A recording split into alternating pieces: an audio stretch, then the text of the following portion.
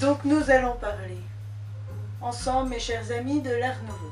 L'Art Nouveau, donc, qui est un mouvement apparu en 1895 où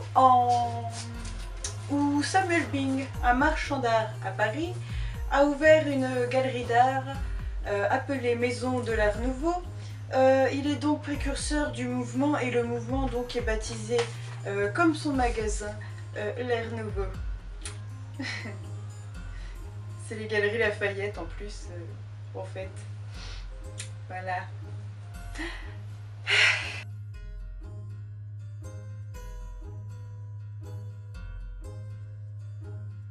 Moins réputé que Nancy et son école Art Nouveau, ou encore Bruxelles et les hôtels de Victor Horta, Paris n'en demeure pas moins une ville riche en réalisations de style Art Nouveau.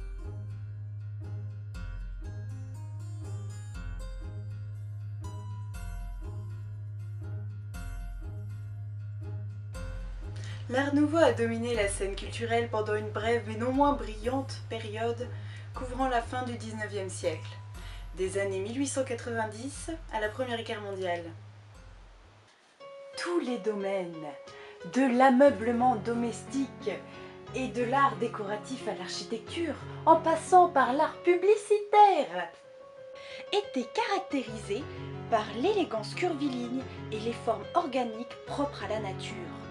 Encore aujourd'hui, plus d'un siècle après l'émergence de l'Art Nouveau, des artistes et des créateurs continuent de s'inspirer des éléments floraux, des caractéristiques et couleurs naturelles de ce style immuable.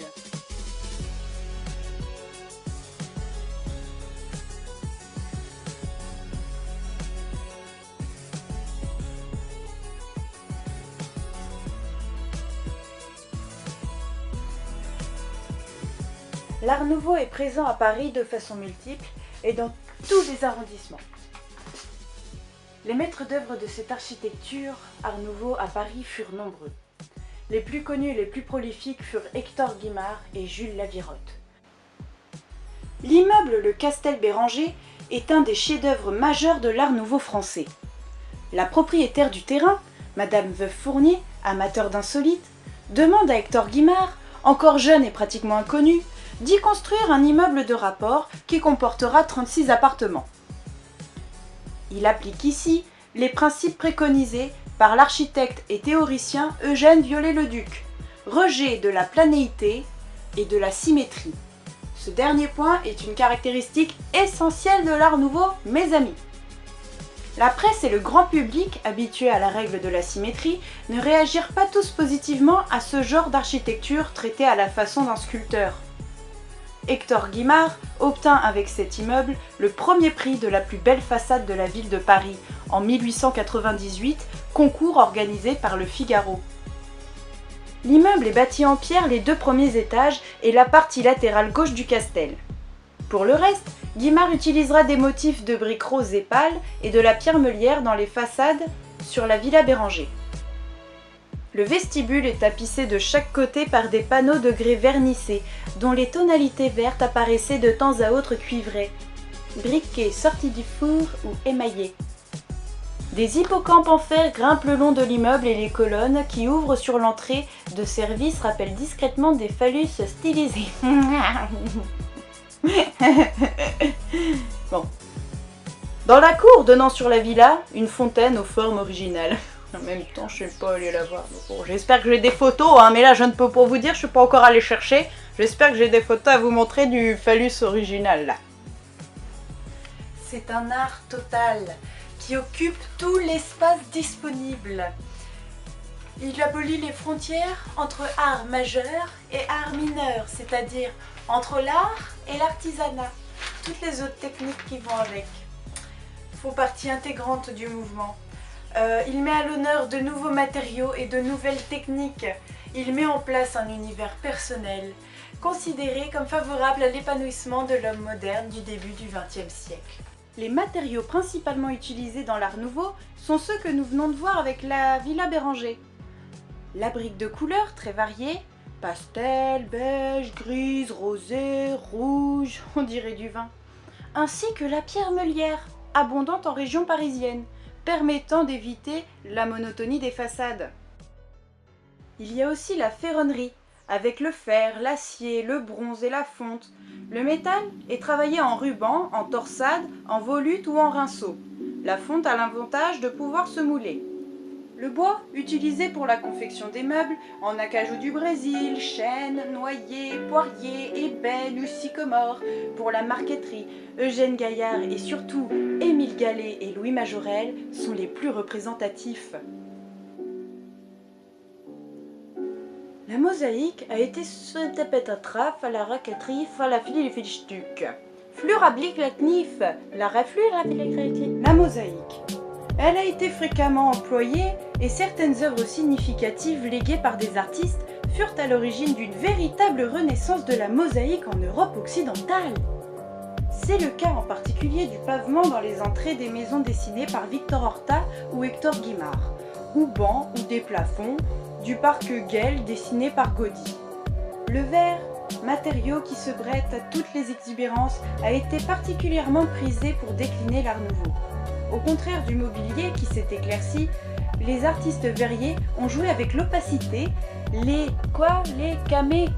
Oula, moi je touche pas à ça, hein. Oula, non, moi je touche pas à ça. Je suis pas. Bref. Ils jouent avec l'opacité, les superpositions, les indusions, donnant à ce matériau des formes et aspects jamais atteints dans le passé. Enfin, la céramique. En 1900, elle triomphe dans les grès aux reflets d'incendie, dits flambés, ou à des reflets métalliques, dits irisés. À l'opposé, certaines manufactures produisent des objets décoratifs en porcelaine sur fond blanc, autrement appelés biscuits ou émaillés de teinte claire.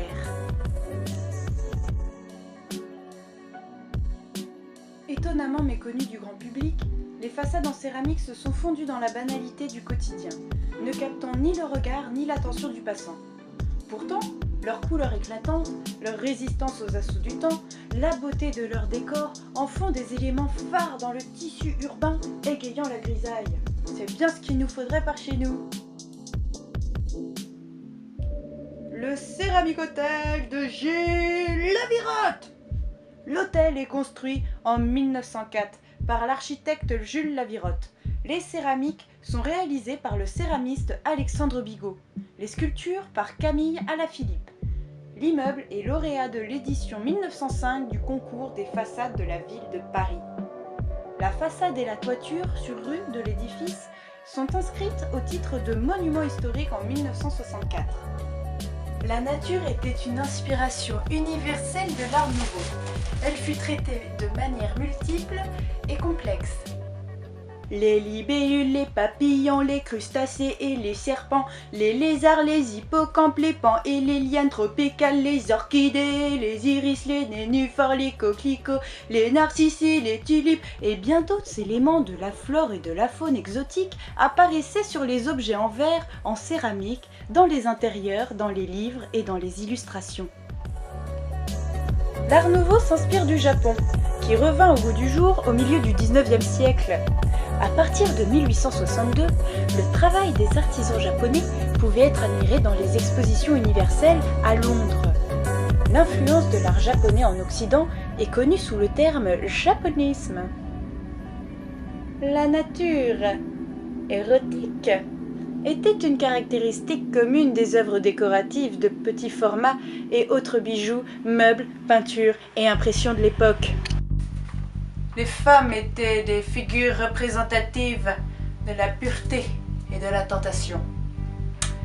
Dans l'art des affiches, dont l'un des pionniers était Jules Chéry, les femmes étaient insouciantes et mutines.